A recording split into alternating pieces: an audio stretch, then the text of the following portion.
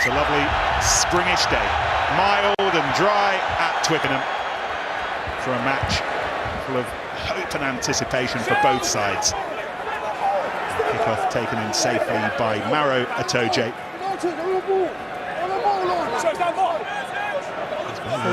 A breath of wind to bother either side, all the kickers. Kickers like Ben Youngs, the Leicester scrum half, and he makes good distance with his first, who remains on the bench.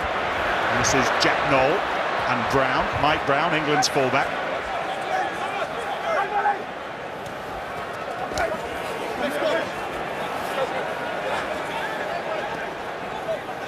First charge forward for Courtney Laws, and Farrell, who is fit to play. Daly was hit hard as he released Itoje, and Daly stays down. The impact remains. Delivered by Fraser Brown. Advantage. Ford. And, Ryan Wilson was up very quickly. Time off. The whistle, and we will have some delay here, because that was a huge hit from Elliot, Brown on Daly. Yeah, Scott. Elliot Daly had been taken out there. It was great reading by Jack Knoll, though. Number 2 to deny the chip kick from Finn Russell. Right player. Yeah. Turn about the horizontal. He was brought down the near side. We'll see it here on the replay here. I'm not sure And if Elliot Daly head or in real trouble here on the deck. Okay. Here's Daly with that give and take pass. It just opens his body up, doesn't it? As you turn your body sideways to make that pass from left to right, you open yourself up, and it's good timing, nothing wrong with the tackle. Although, having said that, just looking at that, just having a look if the legs go above the horizontal, referee might want to have a look at that. Ben Skeen is the New Zealand television match official. Now, if Elliot Daly's legs have gone through the horizontal and he's brought down on his back like that, he runs the risk, Fraser Brown, of getting a yellow card. Well, yellow, and more importantly, it could well be red. Have a listen to this.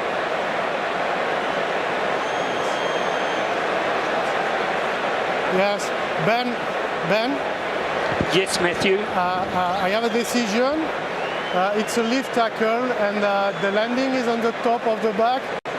Are you happy with that? So it will be a yellow card against the number 2 blue? Yes, Matthew, I agree. I agree, okay. Well, there's going to be a yellow card, 10 minutes in the bin for Fraser Brown. Emotions running high, blood coursing through the veins in the early seconds of a Calcutta Cup match. Yeah, it's just mistimed now. I don't think there's any intent there to do that, but unfortunately, the power that he hit Elliot Daly with and the momentum has taken it. Leave the legs, the landing is on the top of the back. So, top of the back, that's a yellow card. Because he lands on his back, he lands Elliot Daly on his back, it's nothing more than a yellow card, but it's a shame. Minutes for the medics just to make sure that he's not being concussed in the impact of that. And England go on with Ford linking up with Joseph, who's starting again. Joseph's gone right through an enormous hole, and England strike first. First try for England. Well, I thought England might go for the drive, but they've gone wide, and Alex Dunbar's missed a tackle, and he's been opened up there by the wonderful pace of Jonathan Joseph. This guy is eyed on. Well executed from England. And Alex Dunbar, well, he'll be disappointed with that one.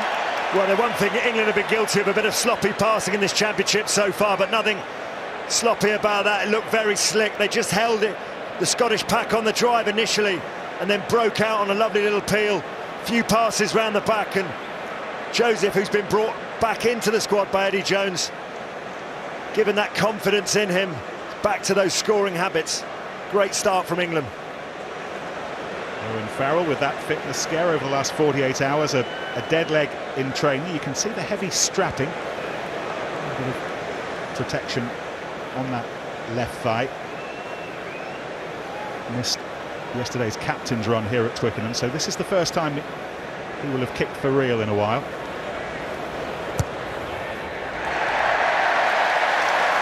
No material damage done, except to the scoreboard from a Scotland perspective. 7-0 Scott. Yeah, as a former international centre, sometimes when you don't get your defensive line right and you leave the space, especially for someone of such pace, then suddenly you're right out of it, mentally as well as physically. You can't get on your man. Just think you've got to chase your He's legs. not one of those wingers who hangs around on the wing. Cole, crisp passing from the half-backs to release the tight head prop. England looking like they mean business at the start of this match in a way that they haven't so far in this RBS Six Nations. They talked about being switched on right from the off, Lawrence. They look switched on. Yeah, but it's something that's really frustrated Eddie Jones and the England team, because the last three matches they've not come out the blocks. We talked about it before kick-off, but they look really sharp, and Eddie Jones mentioned he reckons they've had the best 2 weeks training preparation they've had for some time. It's the quality of the possession that England are getting as well. Ben Young certainly at the base, whipping the ball out to his half-back partner. And you're playing with that confidence in front foot. Run out here at Twickenham.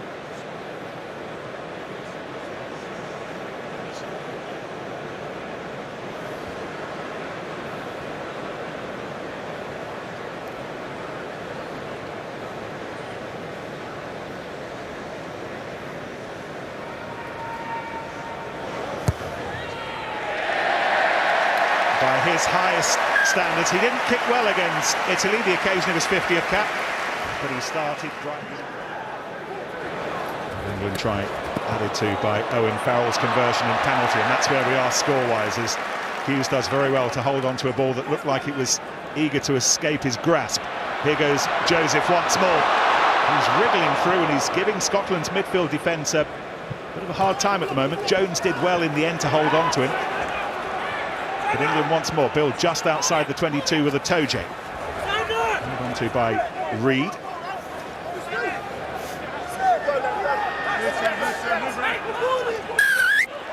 And it's another England penalty. Slow down the ruck.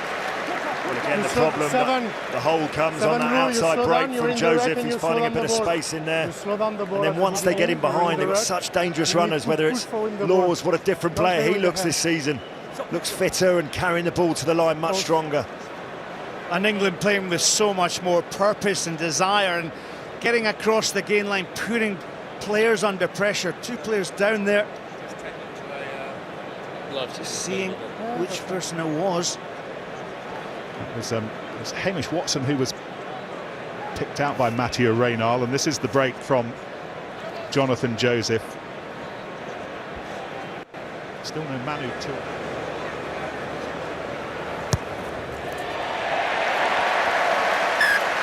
Quarter of an hour gone. First time in this championship, England are off to a flyer, 13-0, and a little bit of a complication for them. An earlier change than they would have wanted.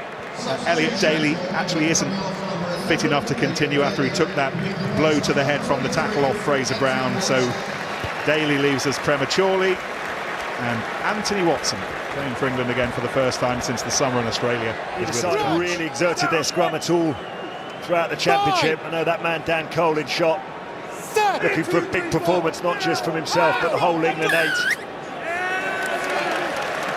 There's been one big area of concern for Scotland, Scott. This is it, the scrum and the pressure that Gordon Reid and Xander Fagerson have been put under. Absolutely, real concern coming into the championship. They conceded 10 penalties up until this point. That's another one, and it's just the pressure that's put on there. No love lost between these two teams, is there? It's Dan Cole and Ryan Wilton. I think just swapping scrum techniques, Lawrence. Just it's about as much as you're allowed to do these days in the modern game, for very good reasons. Just a bit of alpha male chest beating going on between both packs. Have a listen to this. Yeah, there is nothing special. You just push you and nothing more. I will not ask the TMO for that. But please, I blow the whistle. So now it's finished. Okay, end of the story, and we play loyally. Okay, that's fine. Thank you.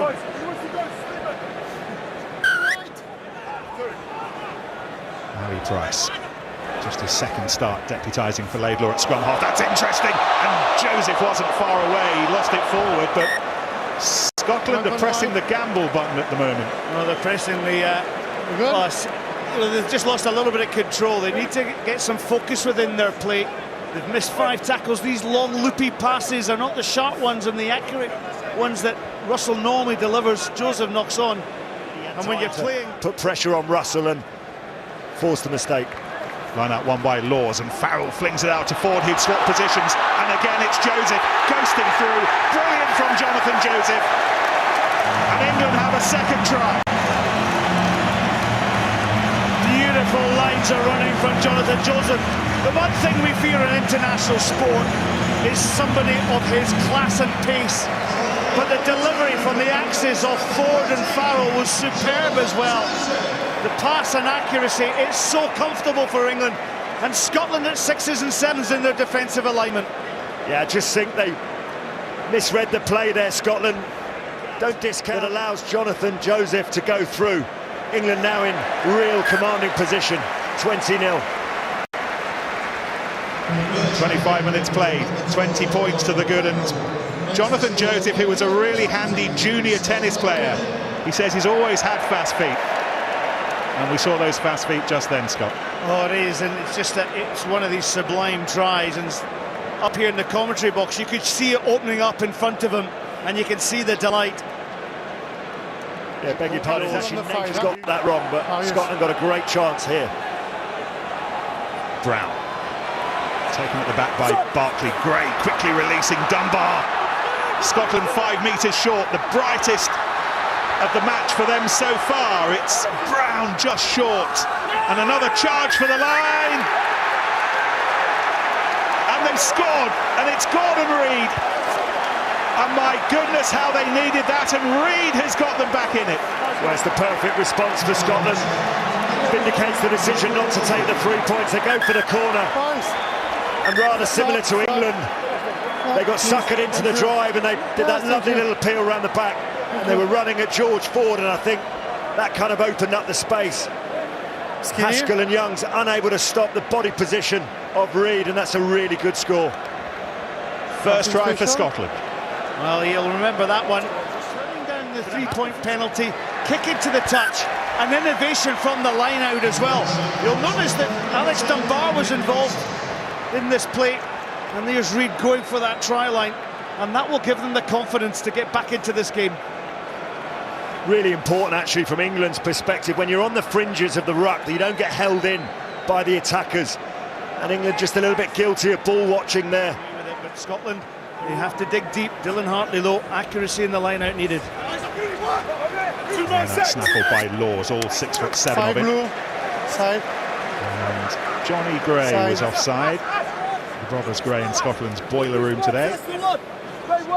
Yeah, just got caught coming in at the side. There's one thing the referees are really hot on throughout the championship. You've got to get yourself legal right from the start. England deciding after conceding that try to build the score. Look at this, Courtney Laws gets up.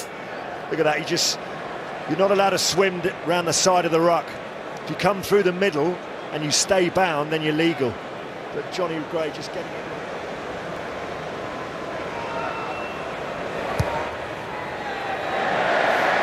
Once again, Farrell has his radar working today.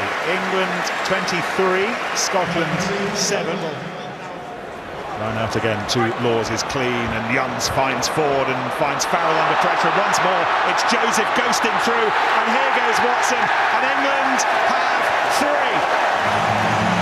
I'm afraid whenever they've had the ball in hand in Scotland's 22, that blue defence has been shredded. Well, the quality of the passing, and it's like perpetual motion. The players are coming onto the ball. It's the hardest thing to defend.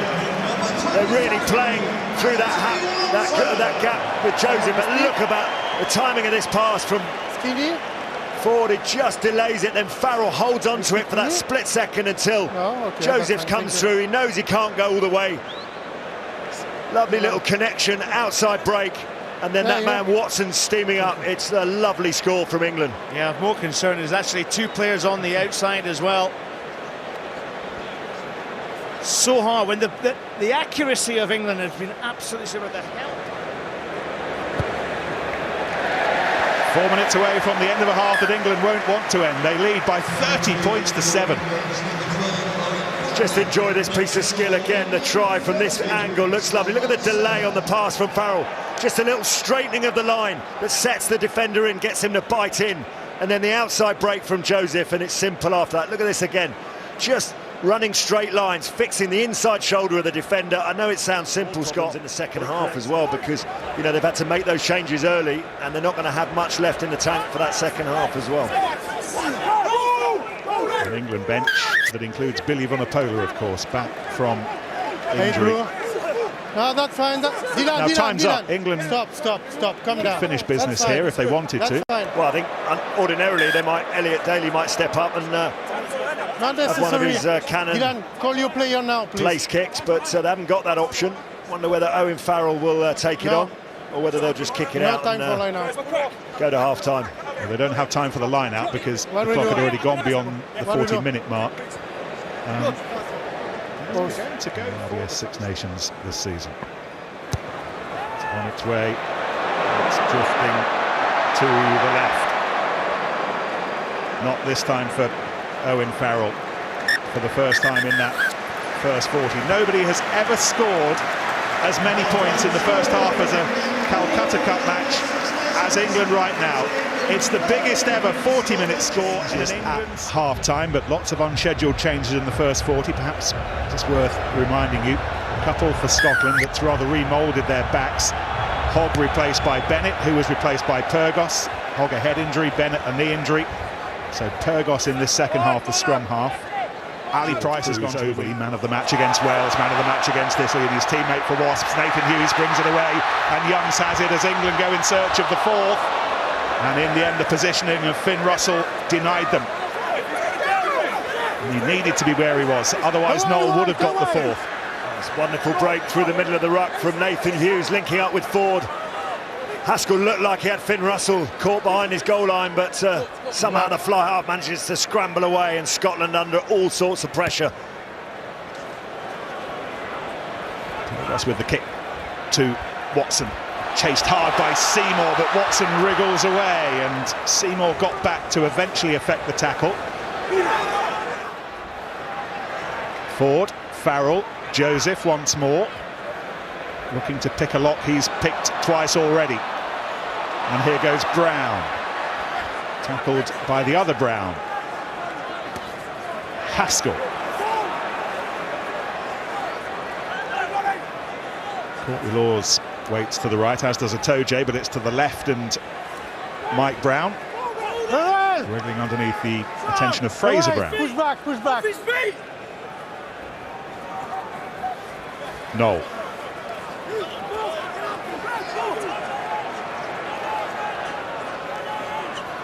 Laws needed to be held up by Richie Gray, and he was. Hughes, who established this position for England.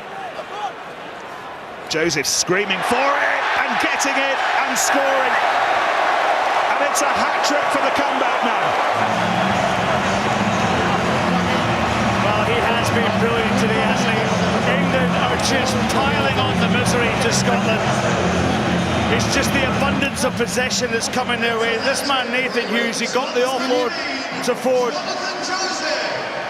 And Hughes, he's carried well, hasn't he? Look at this big mitts here. Well, the difference is, Scott, just always the power runners from England. First of all, it's Hughes. Look at the speed of the ball from the breakdown. That's the difference. Scotland can't reorganise their defence, and really that's the easiest of his three tries. It's a walk-in, but it's the ability of them bringing those runners round the corner. First, Laws. Thank you, Ken. The officials are happy with the pass, and Farrell, with the simplest of conversions, takes him up to 17 points. 1 and 2. And Jonathan Joseph scoring an England hat-trick. He was the last to score a hat-trick in the Six Nations a year ago. Yeah, it's electric feature once again, but Hugh Jones had actually been calling Finn Russell to come tighter. And this is where Scotland have got their defensive lines right. They've got to close this space down in the middle, because Jonathan Joseph has been running. Seymour, as Brown tests them again. The tackle comes in from Hugh Jones.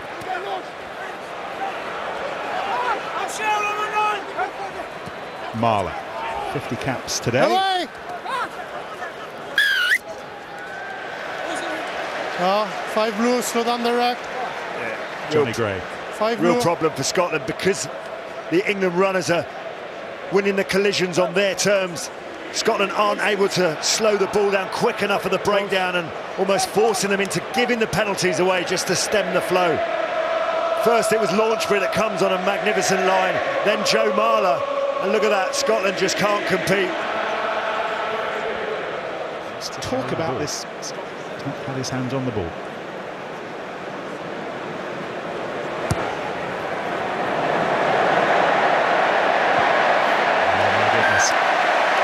Owen Farrell, dead leg or not, injury scare or not, is kicking like a dream today. Bigger in this championship so far. Getting a wee bit of success with a pick and go through the middle. That's 4 or 5 phases where they made meters. There's Watson again. Just finding a few soft edges on England at either side of the ruck. That'll give them some confidence to build. Barkley quickly away to Ford, who wins a couple of metres despite the efforts of Nathan Hughes. Richie Gray just protecting Scottish ball. Here's his brother. Having a little mind down that blind side again with Russell and the twinkling feet. Moving into Launchbury.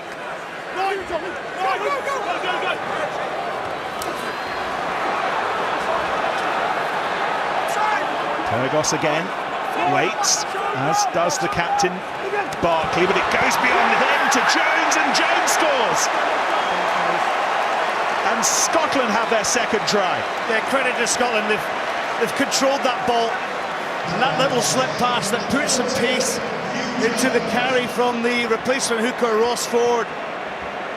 Just found that space. Hugh Jones, as we've seen in his autumn series for Scotland, has an eye for this try line.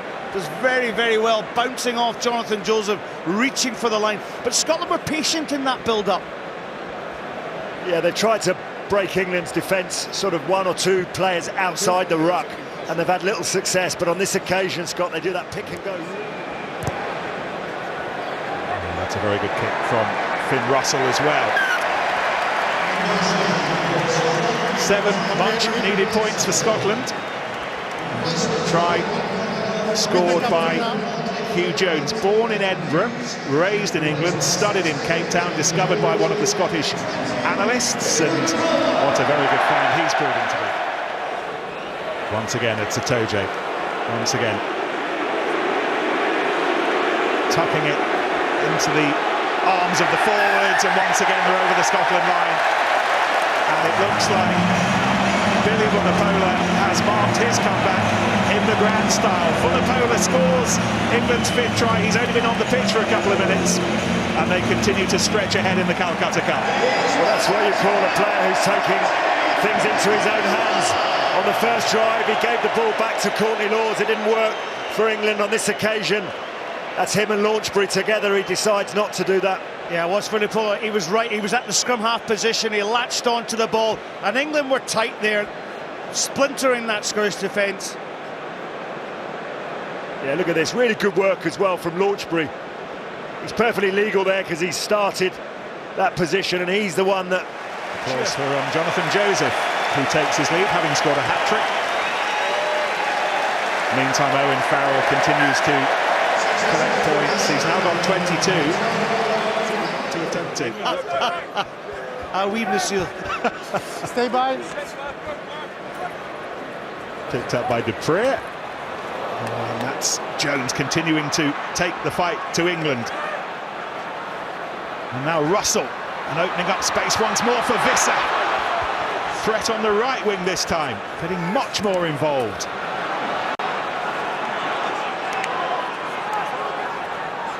Russell once more, and Gray, and he's hit back hard by Sinclair, but it'll open up again for Scotland.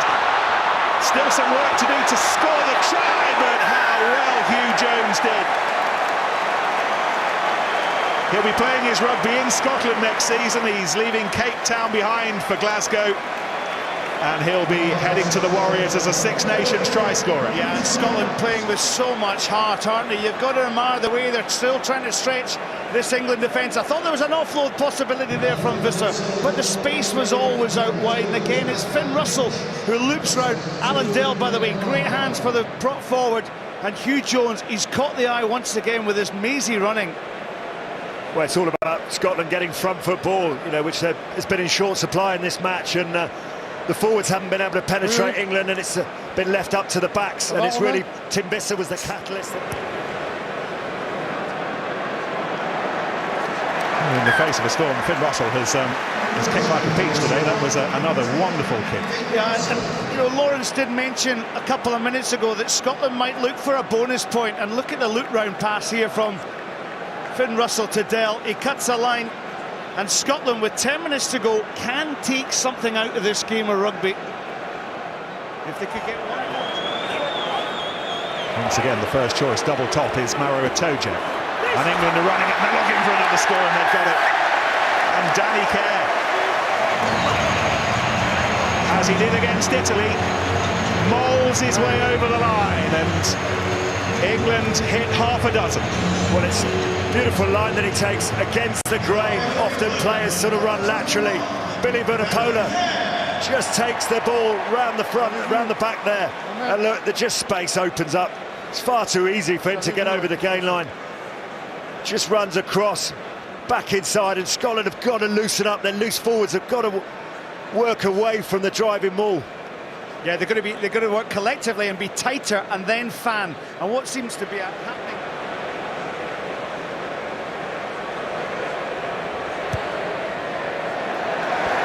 England with 6 tries, Owen Farrell with a personal haul of 24.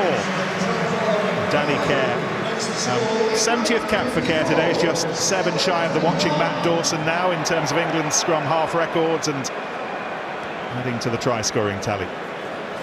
Yeah, Hamish Watson just a little bit too eager to move on to the outside. Ford, Farrell lays it up for Launchbury. Still they go, England. What fitness from both sides. And this is Mako Vunipola, and this is Danny Kerr, and England will have 7. That is cruel on Scotland, but it's been a cruel afternoon for a team who came here with so much hope, but have just been dispatched by an England team in full sail. Absolutely, and you're looking at a team playing with bags of confidence. The magnificent 7, the 7th try from Danny Kerr. They just kept battering the door down, didn't they? Just the power runners that England have got, the recognition of where the space is, and the ability to break the first tackle. Admittedly, it's in the 84th minute of the game. There's a lot of tired. Significance of this kick for Owen Farrell. If he gets it, it'll be a record-equalling Calcutta Cup win for England. For Scotland, it's been a bit of a Calcutta cupping. Came here with so much hope. But for England, they've retained the RBS Six Nations Championship. They're champions again. One more step on the road to the Grand Slam.